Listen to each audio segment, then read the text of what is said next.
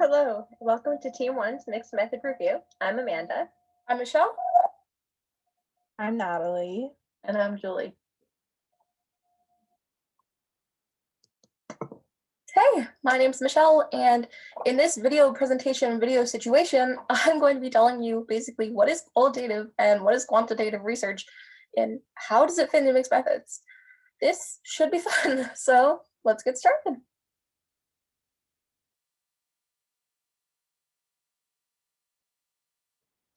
So what is qualitative research? Well, qualitative research is collected through open-ended questions responses. This basically means that all the data that you collect through this research type is based solely on people's experiences and opinions from those who partook in the study. Usually, this type of study involves smaller groups of people. And the reason for this is because we take these people and we ask them open-ended questions, and through their responses, we group them into smaller groups. And this is just to find kind of our overall answer to our question. So, for an example, say I'm a scientist and I make this drug that I believe could help students focus better. And through them focusing better, they could study better, and through them studying better, they could score higher on tests. But before I want to put this drug out, I want to conduct a qualitative research study. And this is just kind of to answer the questions or ask the questions, however, is this drug worth taking? Are there side effects? Does this drug really work? So I would get a small group of people together who are willing to partake in this type of study with my drug. And I would give them this drug, and let's say it's called Focus Pocus, because that's a fun name. And I would say, take this Focus Pocus for X amount of time up until your next test, and then come back. And they take the test, they do the certain amount of time that I asked them to, and they come back and I ask them open-ended questions, such as, how did you feel while taking this drug? Do you think you found any positive things that happened while taking this drug? Do you think you focused better while taking this drug? If so, why? And just all these questions. And with those answers, such as someone says they felt completely normal and they focused better, so my drug worked, I would put them in one grouping of people who say my drug worked. And then say another person comes in and they say, this drug made me feel sick and it didn't help at all. I would put them in another group. And I would kind of keep doing that until I found one side or one grouping that was much larger than the others. And I would kind of count that as my answer to my question of my research study.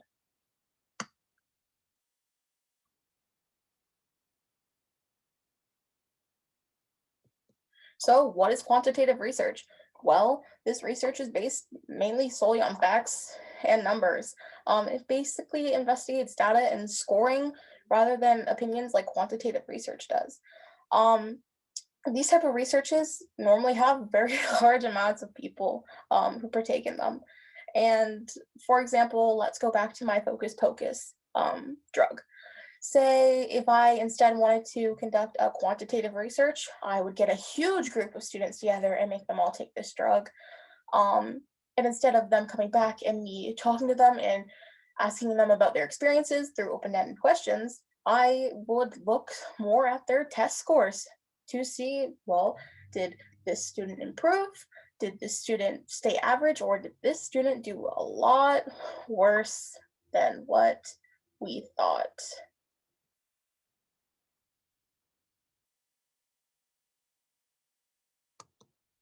So you may be saying to yourself, well, how does quantitative and qualitative research connect to mixed methods? Well, mixed methods involves both the use of quantitative and qualitative research. This basically means that it uses both research data involving both opinions and facts and numbers. Normally, mixed methods actually uses a secondary data, which is basically research that's been done in both a qualitative or quantitative study that they can use further in their own study using mixed methods.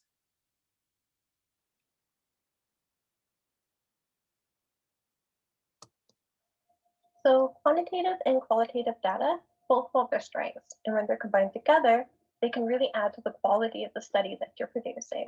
It's essentially like taking two really great things and putting them together to create a whole new experience. Kind of like a glass of milk and an Oreo cookie. Individually, they're fantastic. Put them together, and it's a much better experience.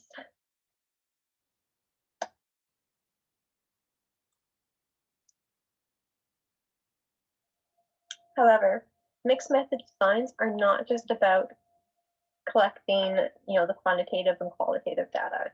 It is a time-consuming, skillful collection of data and analysis.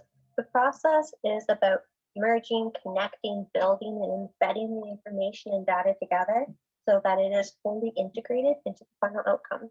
Kind of like a beautiful piece of art.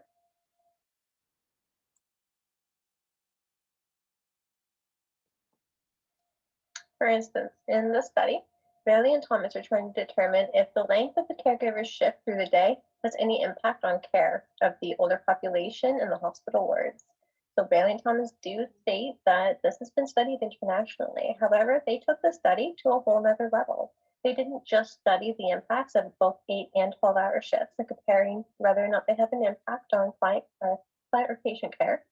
But they also went ahead and studied and looked at communication and whether communication is impacted. So both between staff members, but also between staff and the family. Because caring for patients isn't just about the physical care, it's also ensuring that communication is done appropriately and is not being impacted by these really long shifts.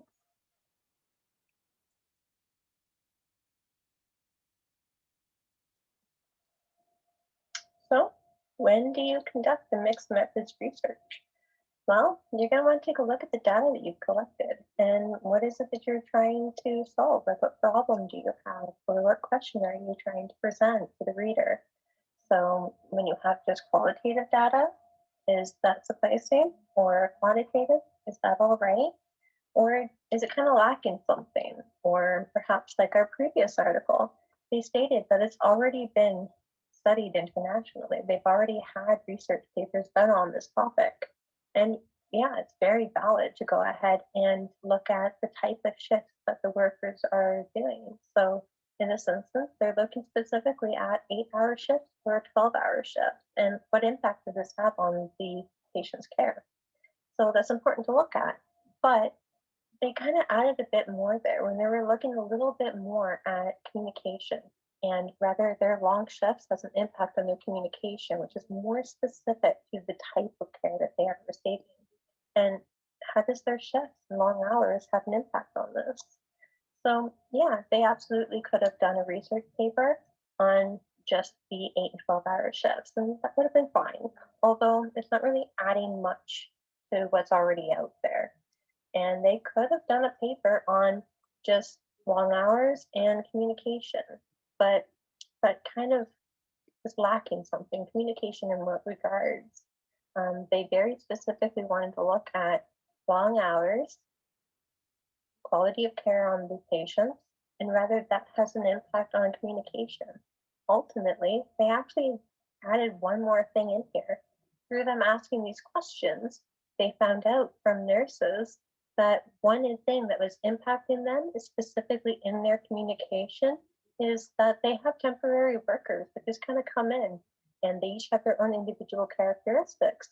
So these women or men that are working very long hours, they build rapport with each other, they learn how to work well with each other, and then they have a whole bunch of new staff members coming in, have different work ethics or different communication styles, and all of that does play a part in the quality of care that their patients receive. So yeah, they conducted a research that was looking at their long hours, and then they added in the communication, or rather the long hours have an impact on their ability to communicate appropriately. But in doing so, they actually found out a little bit more, which is very helpful to the study and for other people that are looking for information on this.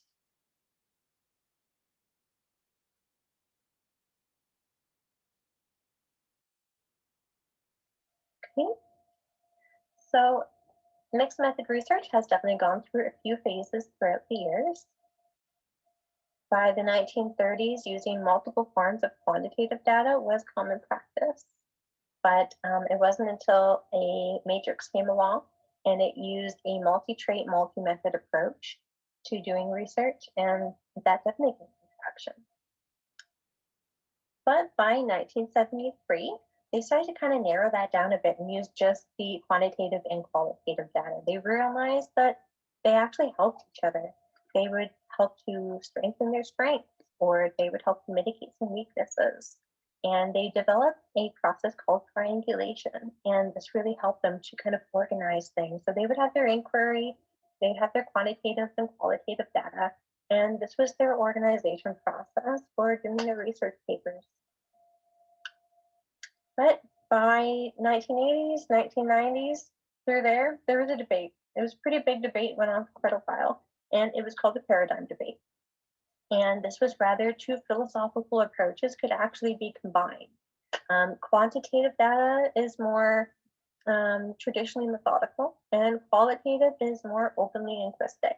So if you don't have a singular view for your inquiry, can these two separate philosophical assumptions actually come together to be compatible? They really didn't think that they could for a while. But, actually, eventually this did come to an end. They realized that there is both an objective and subjective reality. And in research, you can't really say that one is more important than the other. They began to respect other worldviews. And so they realized the importance of embracing multiple worldviews, and it definitely gained more traction.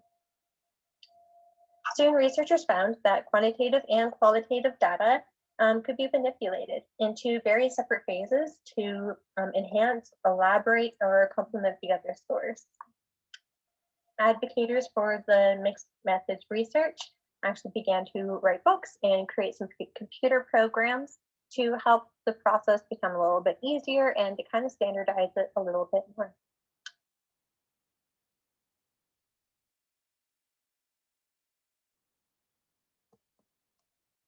Okay, and now we're down to the reflective period.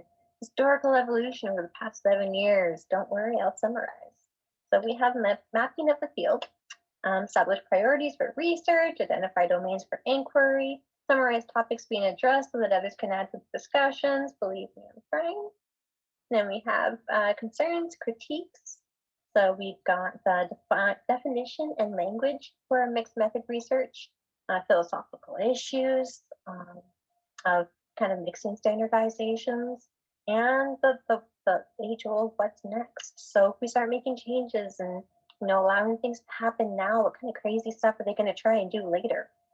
Then we've got expansions to disciplines and countries. So these concerns actually have brought forward some advancements and a lot of interest into this. So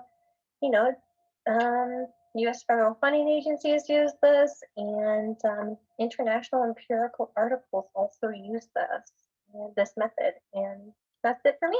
Thank you for your patience.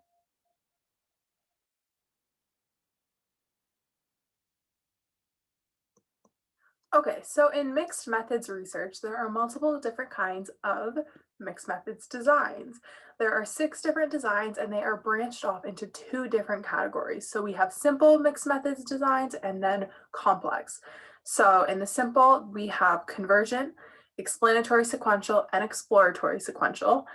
And in the complex, we have experimental, social justice, and multi-stage. So the way that you classify these is through the intent, what the purpose of the design is, the timing of the data collection, and the emphasis of the data. So what this means is the emphasis of the data on the qualitative data or the quantitative data.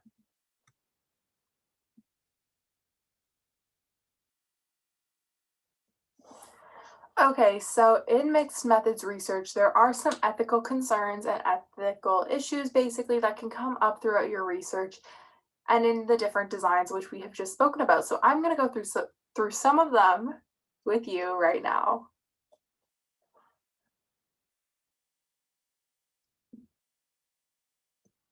Okay, so the first design is a simple design, and it is called the convergent design. It's also known as the parallel or concurrent design.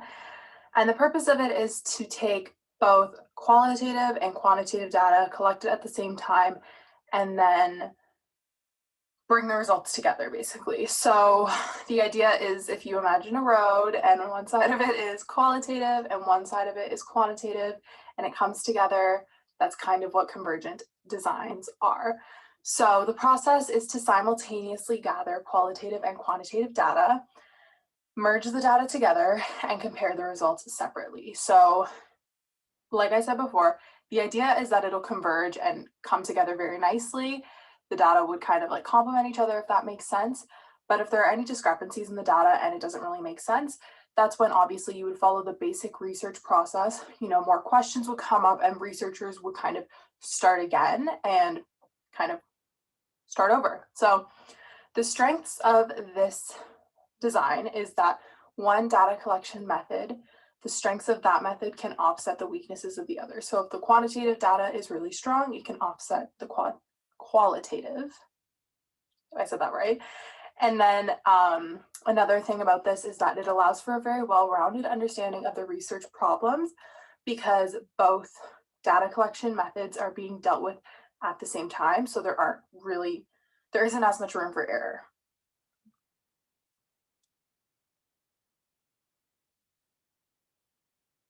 Okay, so the next design is the explanatory sequential design. This is another simple design, and the purpose of this design is to collect qualitative and quantitative data sequentially and in phases where one form of data follows and informs the other. So basically what this means is you start with your qualitative data and you then collect your quantitative. And the purpose of doing that is to explain your qualitative. That could be to further explain the research problem, for if there's a greater need for analysis, or if there's just a need for more refinement of the study. Adding the quantitative after the qualitative is what makes it a mixed method study. It's what makes it the explanatory design. And it's basically just adding the extra form of data just to basically boost the qualitative results and give it the support that it needs, if that makes sense. So the good thing about this design is that it has very identifiable quantitative and qualitative components. So it's very clear what data is qualitative and what data is quantitative. And the researcher does not have to worry about converging the qualitative and quantitative. It can stay separate and you don't have to worry about bringing it together. And it can utilize the most useful aspects of the qualitative and the quantitative. That's basically the whole purpose of it, because if the qualitative is not strong enough to support itself, you add the quantitative and you can use the best of each data collection method.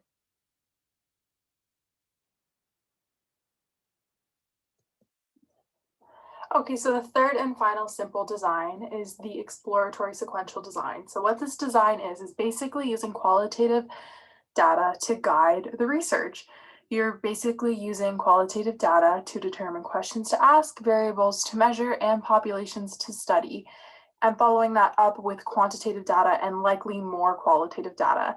The good thing about this design is that it allows for the research to identify measures actually grounded in the data. Not only that, but the researcher can explore his views by listening to participants without preconceived topics in mind. So because this design is not one that has doesn't have a very strong structure when you start collecting data, it's data that kind of guides the research. Participants can have more of an influence over the research that's done. The only negative aspect is that there is a lot of research and data that has to be collected because it starts with research. So it starts with research, then in order for it to be mixed methods, you obviously have to add that quantitative data on top of the already gathered qualitative, and then you'll likely go in after and add in more qualitative. So it's a lot of data to be gathered for one research topic and problem.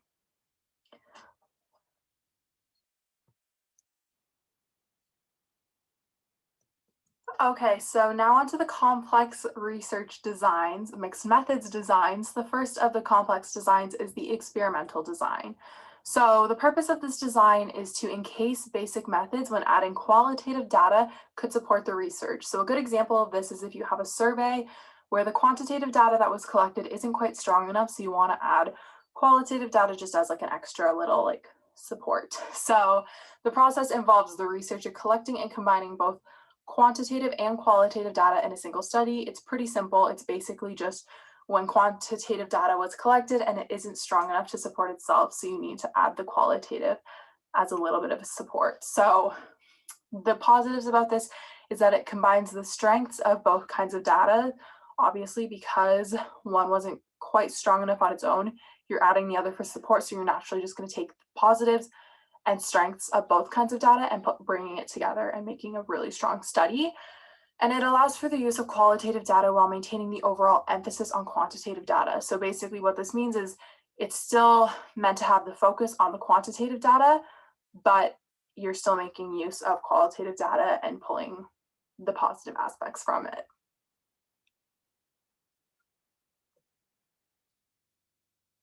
Okay, so the next design is the social justice design. This is another complex design, and it is exactly what it sounds like. So it uses basic designs with the intent of pursuing social change or doing some kind of transformative work. Basically, what it does specifically is it uses a basic design such as convergent or the exploratory sequential in a framework such as feminism or something like that, in an effort to incite change. So what makes it mixed methods is that it's using one of our simple designs that we've already talked about. What makes it complex within the designs is that you're adding a framework such as feminism to make it complex and adding the fact that you want to incite change. The good thing about these designs is that they're often very inclusive because they are working with marginalized groups and minorities and things like that because they are looking to promote change. The hard part about it is that it can often be challenging to properly integrate the framework into mixed methods, meaning that when you're trying to integrate the framework like feminism, for example, into mixed methods, it can be hard to do that properly and still incite the change that you're looking to.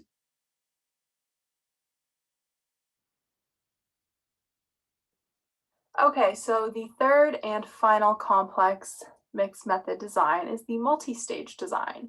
This design builds on basic designs by adding stages which could address a larger problem or concern. It's pretty simple. Basically, it adds programs and projects to basic research when and if problems arise. So if during your research something goes wrong, you would add a program or a project in the form of qualitative or quantitative data, which could address a problem or concern which may come up throughout your research, which would then make it a mixed method study. It's a pretty simple concept. It's like a puzzle. You know, if something's going wrong, you got to add a piece. And that's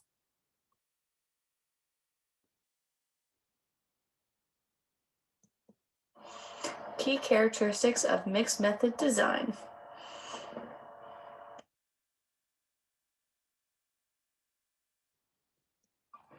Collect and analyze qualitative and quantitative data. For each mixed method study, you need to state that you are using both quantitative and qualitative data for the study. When using these methods, we will be dealing with numbers, language, words, and text data. When using the types of methods, you will be collecting for both types of data and incorporating both into your study to be able to collect enough evidence for your research question.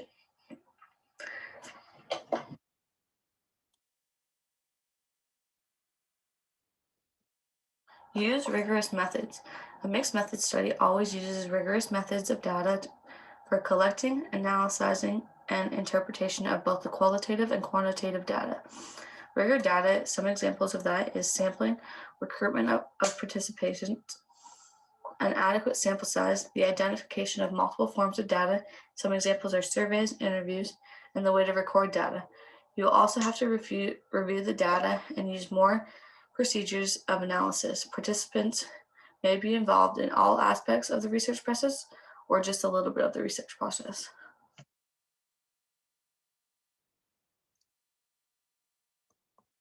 Use rigorous methods. A mixed method study always uses rigorous methods of data for collecting, analyzing, and interpretation of both the qualitative and quantitative data. Rigor data, some examples of that is sampling, recruitment of participants, an adequate sample size, the identification of multiple forms of data. Some examples are surveys, interviews, and the way to record data.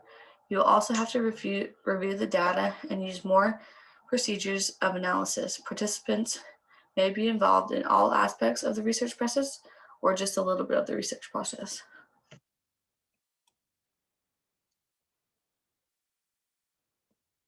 The use of specific mixed methods design.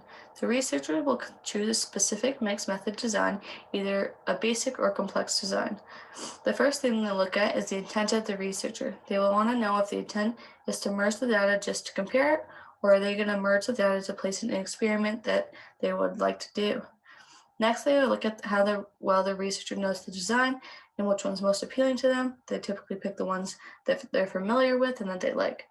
The researchers trained in quantitative research will use the explanatory sequential design for a starting point, and the people trained in qualitative research will use exploratory sequential design as a starting point.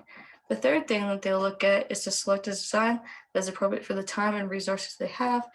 They won't pick a design that won't fit in those two categories. A convergent design can be an efficient design in both the forms of data that are collected at one time in one place, or a complex experimental design requires conducting experiments and adding qualitative and data collecting, and the analysis. When you involve community members, it will require more time and research. And the fourth and final thing that they will look at is the mixed method design that are popular in the researcher's line of work. In some line of work, the exploratory sequential design is the choice because it is popular and researchers add to qualitative data to existing quantitative instruments.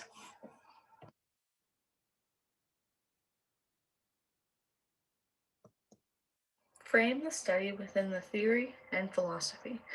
In a mixed methods research, it's very common for researchers to use theories. The use of social science theories might have the researchers looking at mentoring theories so they can decide what qualitative and quantitative research questions they want. A social justice theory may take a look on the feminist perspective and how they would want to have their research question and what they can look at. And a mixed method study might look at the worldview and the philosophy the researchers isn't studying. The worldview might present a protagonism or one of the other worldviews mentioned as the foundation for the mixed method study.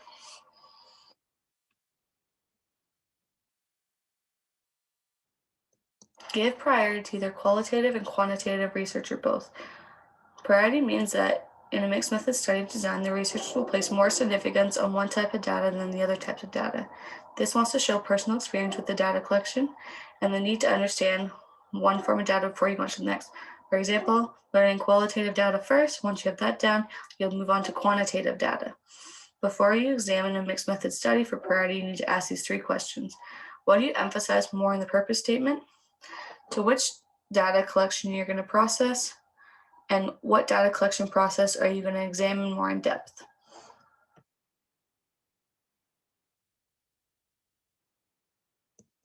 Sequence of qualitative and quantitative methods. Mixed methods of research use the sequence of data collection using concurrent or sequential approaches or a combination of both. Some things that exist for sequence data collection are 1, collecting both the qualitative and quantitative data at the same time. 2, collecting quantitative data first, then qualitative. 3, collecting qualitative data first, then the quantitative. And 4, collecting both at the same time, then collect it in sequence. The purpose is to demonstrate qualitative results further with quantitative data or develop an instrument for qualitative data. They are both independent of each other and typically are presented in phases. If the intent is to cover the findings, then the data must be collected at the same time. Some mixed methods involve concurrent and sequential process of data collection.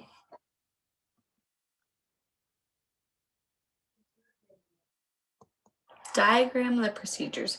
Mixed methods research often provides a visualization or a diagram of the design showing the procedures that they took. A visualization is a figure that indicates the process of data collection, analysis, and interpretation. You have to label the type of data within the diagram or visualization to indicate the sequence of activities that you did. You need to include this because it helps when collecting from multiple forms of data and you'll understand where it all came from.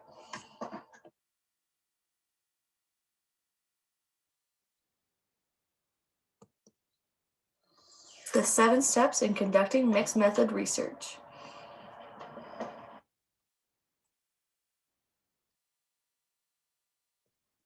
These are understanding the steps of conducting mixed methods research. So step 1 is determine if a mixed method study is feasible. To determine if a mixed method study is feasible, you need to know both skills of gathering qualitative and quantitative data. You need time to collect the data, and you need to know the knowledge of all different types of the designs. It's really important to know who your audiences are to determine if they appreciate of how complex your mixed method study is, and you need to know that because you want to know how complex you can make your study.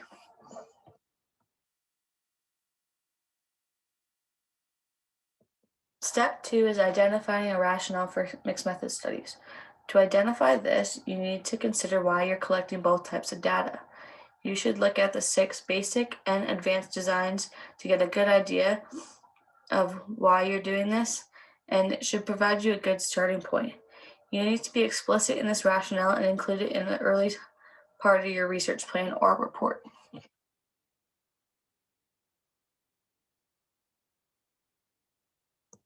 Step 3 is identify a data collection strategy. So to do this, you're identifying your mixed methods intent for the study, and it'll lead to your planning process for collecting data. You need to know these 3 things. 1, the specific forms for qualitative and quantitative data you'll collect. 2, the priority you'll given qualitative and quantitative data. And 3, the sequence of data collection that you'll be using if you do not collect it all together. Once you know these things, you should put it in a visual diagram to show all the procedures that you're going to take.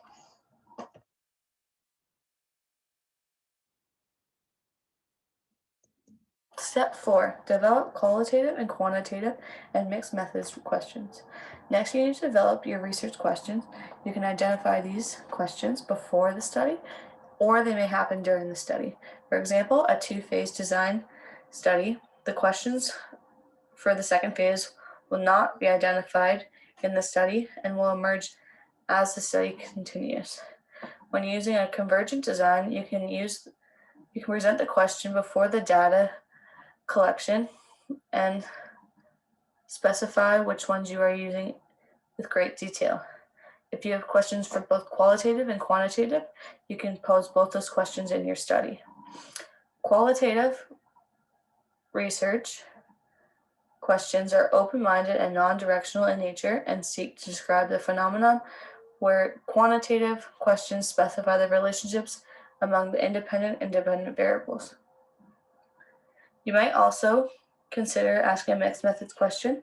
This question is to be answered by mixed methods design research. And what is it being used for? Convergent designs. The questions might be a database coverage and present consistent findings to show your contradictory findings. For explanatory, the question might look like, how does the qualitative follow-up data help us understand the quantitative first phase results? For exploratory, the design might be, is the instrument we develop in the second phase a better instrument than those that are given to us so we can measure the variables? And for experimental design, the question might look like, how do the qualitative findings provide support to enhance the understanding of the quantitative results? For social justice, it can be how the social issue can be addressed using the results that we have collected. And the multi-stage design may ask, how do the stages of evaluation or evolution contribute to the overall project?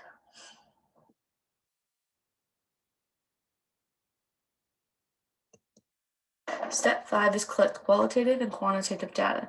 When collecting this data, you must follow the rigorous qualitative and quantitative procedures. The sequence in which you collect your data will depend on the type of design that you chose to use for your study. This part of the research will be long because you are collecting all the data and will require you to have good organization skills of the information. You can use diagrams and other visual representations to manage and record all of your data.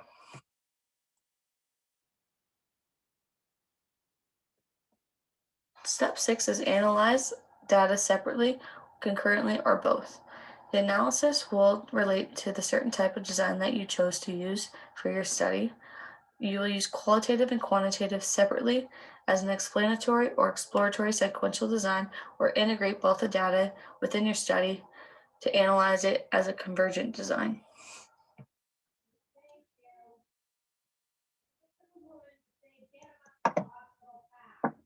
Step 7. Write the report as a one- or two-phase study or a multi-stage study. There's 2 ways that you can write the study. 1. The report is written in 2 phases. The report will contain one section to specify the problem and the literature. The next section will follow on data collection, analysis, and interpretation. Each one contains a subsection for both types of data. The second type you can do is the report integrates both types of data phases of the study in each section. The problem statement, for example, contains both the need to predict or explain the outcomes and the need to explore. The research questions are posed as both data collectors and data collections appear in one section, displaying the integration of both forms. The analysis represents the attempt to coverage 2 databases with the results and the interpretation that sheds light on the research problem.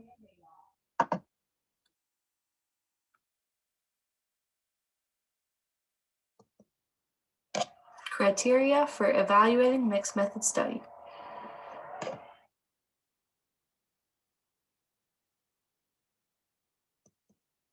Number 1, the mixed methods researcher uses the words mixed methods in the study. A high indicator of this is the researcher uses mixed methods in the title within the study, and the lower quality indicators, the researcher states that the study is just a qualitative or quantitative study and does not mention the mixed methods study at all. So another element is that the mixed method study contains both qualitative and quantitative data. So an indicator of higher quality would mean that the mixed method section, or that the method section contains both forms of data, as well as the information on data collection and analysis on both the qualitative and the quantitative data. An indicator of lower quality would show that the researcher does not detail both data procedures, making other elements hard to determine. So things like sampling and other things like that.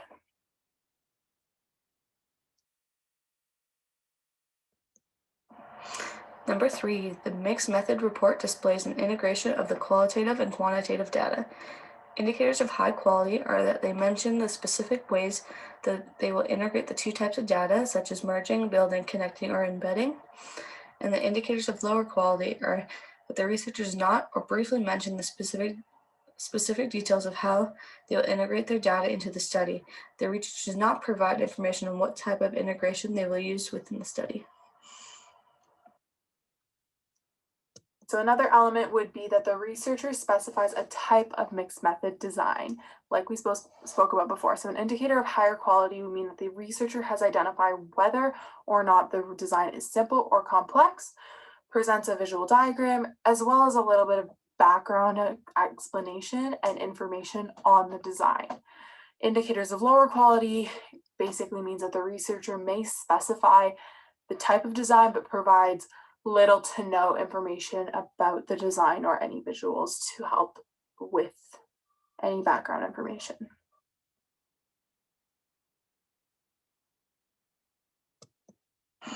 Number 5, the researcher cites the mixed methods literature that they used within the study. The higher indicators are that the researcher cites the studies that they used within the area that demonstrates the mixed methods and cites important journals, articles, and books on mixed methods. The lower quality indicators are that the researcher does not state any type of literature that talks about mixed methods and do not cite their sources.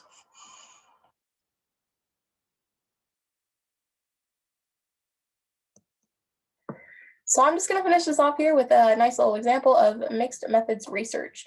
So in this research, from 2011, by the way, it was 2 professors that got together and started to notice that a lot of their students were kind of on Facebook talking about Facebook. sharing things on Facebook with their friends, like showing them. And they decided that they were going to use that to kind of their teaching advantage. So what happened was is they both got together and they said basically, let's make a Facebook group. And so that's what they did. They made a Facebook group and they decided they were going to post basic business and management things on there, even though that's not really what their courses were about. It was just basically posting to see if students were going and reading the articles that they were posting, along with them wanting to see if any students kind of saw it and were like, that may be something I want to do in the future. So the next day, both the professors came into the classes and said, we made a Facebook group, joining is optional. And actually 100 out of the 128, 100 students actually joined the Facebook group, which was very big for them because they were not expecting that since it was completely optional to do so. And starting their big old research, they decided that they were going to put into 3 rules. The first one was joining, posting, commenting, liking, sharing was completely optional. The second rule was basically professors could not friend students, students could not friend professors. And the last one was all information that would be considered private was blocked from the Facebook group and no one would be able to see it.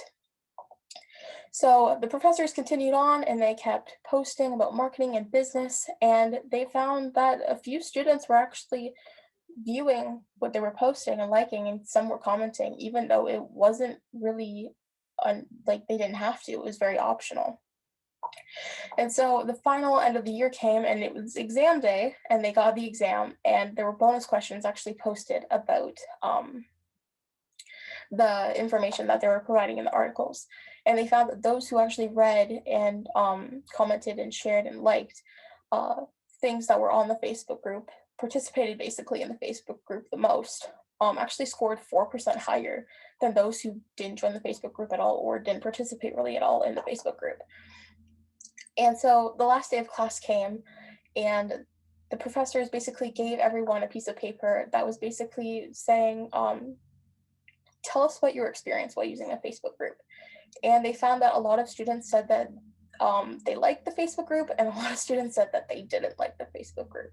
And it kind of turned out to, at the end of this research, they found that a lot of students, even after finishing this course with these professors, actually stayed in the Facebook group and kept talking and kind of communicating in this Facebook group. So they found kind of using both qualitative and quantitative research, qualitative being basically the sheet saying, explain your what you thought about the Facebook group, and the quantitative basically being the test scores.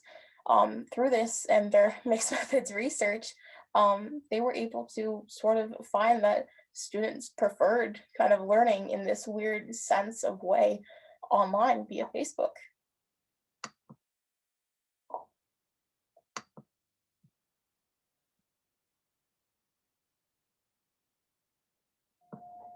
Thanks for watching, and here are our references.